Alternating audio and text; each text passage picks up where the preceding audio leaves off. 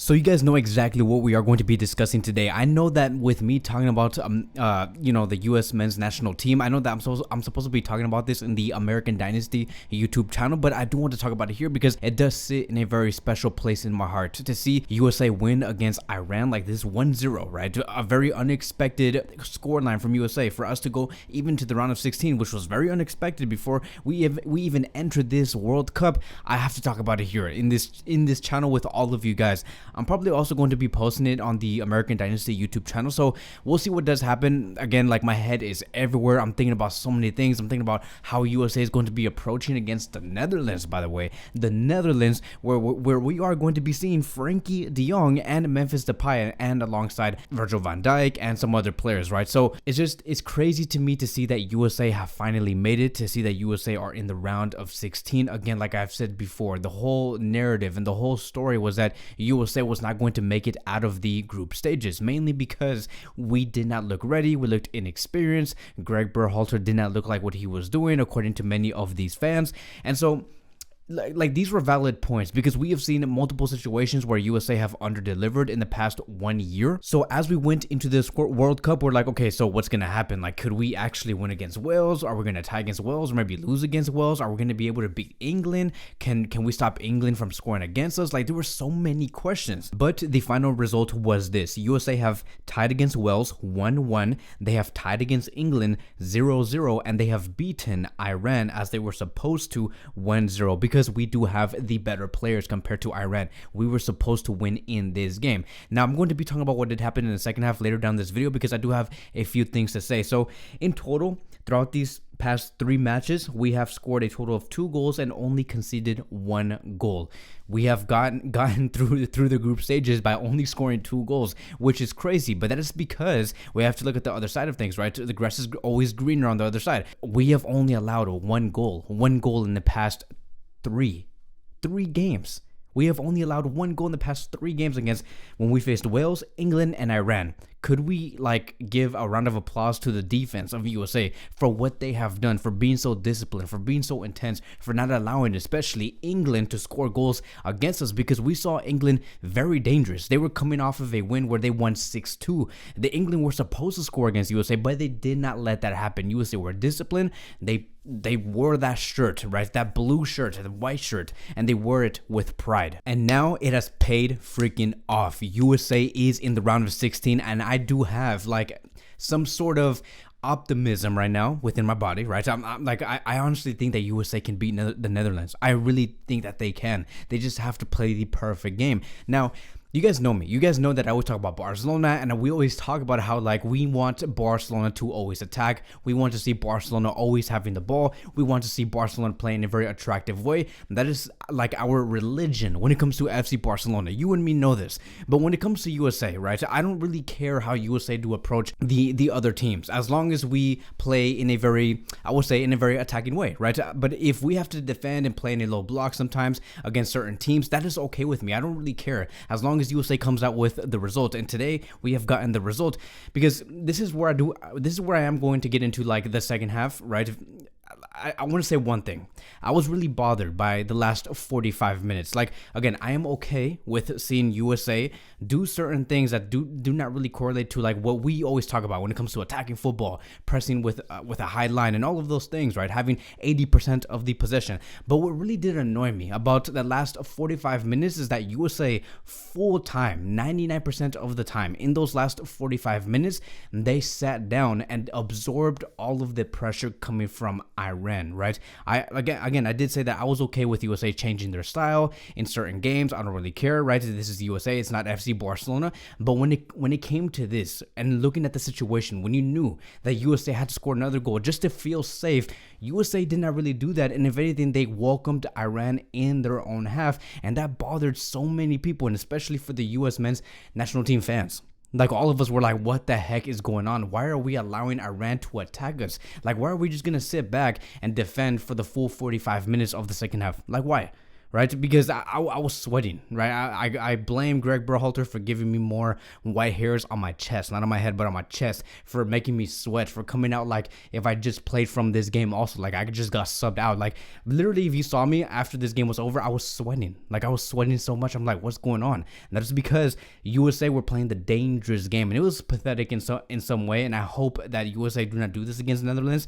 Again, I'm okay with like for a few minutes, like maybe about 15 minutes, 10 minutes, USA approaching Netherlands, and they sit on a low block only because Netherlands have the ball. But later in the game, we want to see USA also go out and attack and counterattack. Again, against Iran in this match, they did not do any of that. I swear to you, they did not do anything. No counterattacks, no attacking opportunities that were produced in the second half. Nothing at all. And so in the second half, we saw Greg Berhalter put in Aronson, which was okay, but then he put in players like Acosta.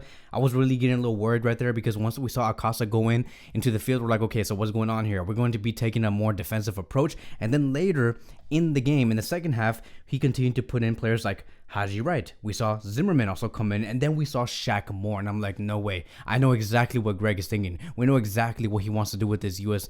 men's national team in the last 20 minutes. He's gonna just sit back and sit on a low block and just be like, okay, let's just hope for the best. Let's defend our 1-0 lead, and that was very offensive. I did not want to see that. I wanted to see USA score more goals. I'm like, this is not Mexico. This is not USA should not be representing what Mexico did against Argentina. Just try to defend and try to defend their own lead. And even when we look at the average position, right? So let's start with the starting 11 that USA have put out. So you can see that many of these players were evenly spaced out. They were very high up the pitch. You can see that Christian Pulisic was the highest one. You can see that number 21 was right next to Serginho Dest. Number 6 was also right next to Serginho Dest. So they were evenly spaced out. But the substitutions that Greg has made, he used those substitutions only for the sole purpose of sitting back and defending their 1-0 lead. If we can see here, after the substitutions were made, you can see that the shape and our position overall for USA as a collective was way lower than usual, way lower than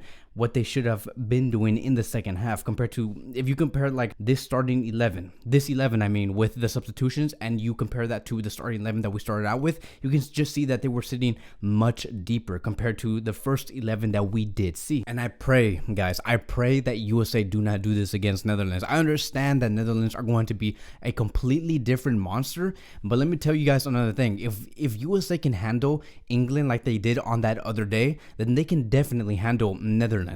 Definitely. It's not going to be like a 3-0 win for the Netherlands. It's not going to be a 4-0 win or maybe a 4-1 win for the Netherlands. It's not going to be that type of game. USA are going to come in there and fight, but the question is, how are they going to fight? And I want USA to fight in a very respectful way. I do not want to see USA just sit back and having Frankie de Jong just out dribble all of our players. I don't want to see that, right?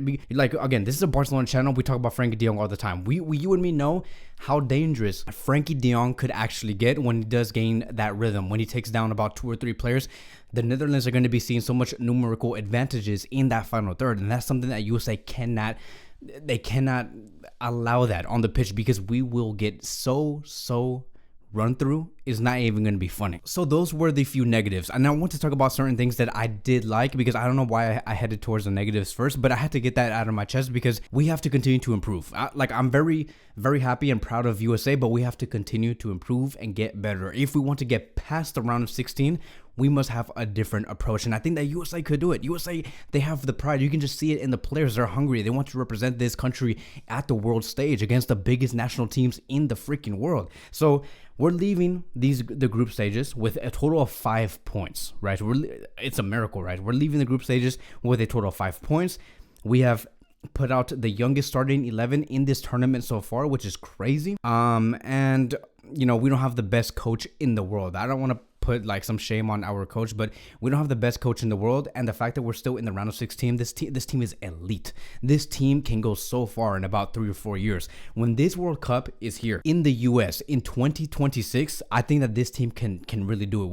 We need to have like a whole different other program with a different coach. I hope that is Jesse Marsch, because he looks very educated in football tactics. He knows exactly what he wants to do. He knows what he's talking about always and 100% of the time. If you look at what Jesse Marsch has been saying in the past 2 or 3 weeks, he has been commenting on the U.S. men's national team throughout the past few days because he's very interested. He likes what he sees with these players. And so if we can do this, being the youngest team out there in the World Cup in Qatar, and we were basically in the group of death, and for us to go into the round of 16 and still come out with a great result, we can definitely dominate 2026. Can you and me believe in this? Let's believe in what USA could do. This team is elite. We have McKennie, Yunus Musa, Christian Pulisic, Weah, Aronson, Gio, Dest, Zimmerman, Ream. I don't know if Ream is going to be there, but hopefully he is because he has been probably one of the best center backs of this tournament so far. But we can definitely have this exact same 11 going into 2026. That's how young this team actually is. And so this team is elite. And I want to also shout out to two different players. Christian Pulisic, he literally sacrificed his balls just to give USA the next round, the round of 16. He sacrificed his body to score that goal, which was amazing. It was an assist coming from Sergiño Dest with his head. That ball went straight into the box. Christian Pulisic meets that ball and puts the ball behind the net. But again, he sacrificed himself, and because of that goal that he did score, he had to come out in the second half. Right at halftime, they did not even waste any time. Greg Berhalter supposedly said that Christian Pulisic has to come out. We're going to the second half, but Christian Pulisic doesn't look ready. Let's put Aronson in, which is why I did say that Aronson did come in. And I'm like, okay, that's fine. Christian Pulisic gave us the goal. We need to continue to attack. We have a lot of attacking players here. We can score more goals, and you guys already know how that went. I wanted USA to continue to score more goals, but we did not see that. So yeah, props to Christian Pulisic. He is coming out also from the group stages with 1 assist and 1 goal. So he has been very, very efficient, right? He has been delivering. We wanted to see a player in this team that can come out in very difficult moments in order for us to come out with a bang. Christian Pulisic has done that. He does come in very important moments for the US, and that is why we are in the round of 16. And of course, the whole starting 11, all of these players, they have all taken a huge part on why we are in this next round. Another player I also want to shout out is Sergiño Dest. Sergiño Dest has been phenomenal, and especially in this game against Iran, he is really upgrading. I think that defensively, he is getting much better. His attack is so great. He is able to be very efficient in the wide areas and also be very efficient when he is inverted. And that is the type of game that we did see. We saw Timothy Weah be much more central, Sergiño Dest taking on the wide positions. Usually we see the complete opposite. Usually we see Dest central and having Weah come in on basically provide the width. But of course, we saw something very different, and it was for a very big reason. We saw Dest on the wide areas because Greg probably saw Dest in much better form, having more capability to go on 1v1s or 1v2s, because that is what we did see. And it's very interesting to see Dest grow like this because he is only 21 years old or 22 years old.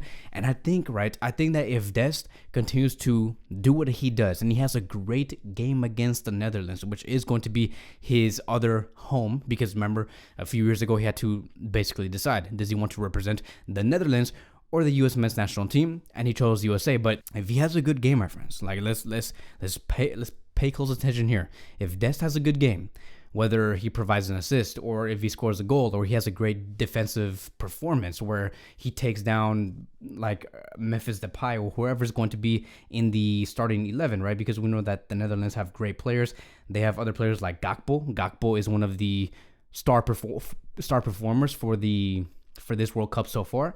But if Dest can handle these players well, even with Aki or Blind, whatever his name is, and Klaassen, if he can have a great, again, defensive performance, Barcelona is going to be paying attention. We have to remember, Sergiño Dest is on loan to AC Milan. Barcelona can call back this player if they want to. Right now, the whole idea, and the only thing that we have been hearing in the past few weeks is that Barcelona are not going to call back Sergiño Dest. They're probably going to have AC Milan pay for Sergiño Dest and just forget about him and bring in another new right back. And we always talk about how we should bring in Trent and stuff like that, but Sergiño Dest has really been delivering. And when a player can deliver at a stage like this, then you have to give this player a chance, right? So could we see Sergiño Dest come back to Barcelona and play here for a few more years, right? It's very interesting. So Again, that there were other players that really did impress me. Like we saw Zimmerman come out, and the only reason why Zimmerman was out it is because Greg Berhalter just simply does not trust him. He has had overall a very great performance so far with the US, but there are some mistakes that he does make, and we couldn't allow any mistakes against Iran, and that is why we saw Carter Vickers. Carter Vickers was also another center back for US. He has also played very well. I love the way that he played. Probably one of the best players tonight, alongside with Christian Pulisic and Serginho Dest. So I'm very happy with how our defensive line, right, our defense has been trying to be very productive under Greg, and because of them, that is why we are in the round of 16. What's another thing that I do want to talk about? That's basically it, right? I did not understand why we would sit back in the second half when we clearly saw so many chances in the first half, and you can see that the US had so much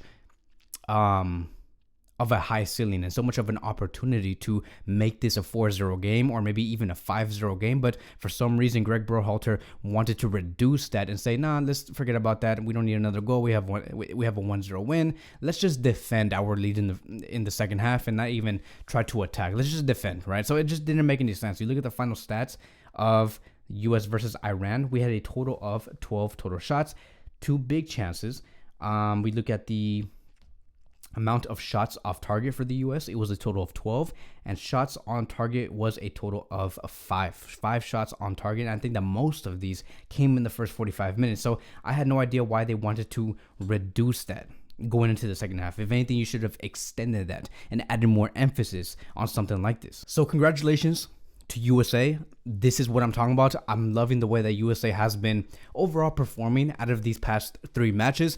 Let's see what we can do against the Netherlands. I believe, guys, I really do believe that we can go into the next round and potentially even face Argentina, right? So we could face Argentina in the next round if we do beat Netherlands, which is not going to be an easy task. And of course, I am going to be talking about it here in this channel. So I will see you guys in the next video. Catch you guys next time. Peace out.